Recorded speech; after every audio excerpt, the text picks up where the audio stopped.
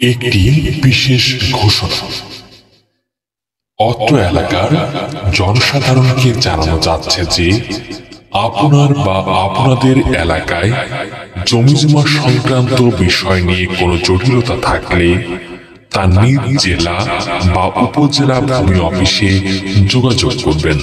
জমিজমা সংক্রান্ত বিষয় নিয়ে এলাকায় কোনো সালিসি বৈঠক করা যাবে না এবং জমিজমা সংক্রান্ত বিষয় নিয়ে আদালতে মামলা চলমান থাকলে সেই জমি সংক্রান্ত বিষয় নিয়ে এলাকায় কোনো ধরনের সালিসি বৈঠক করা যাবে না।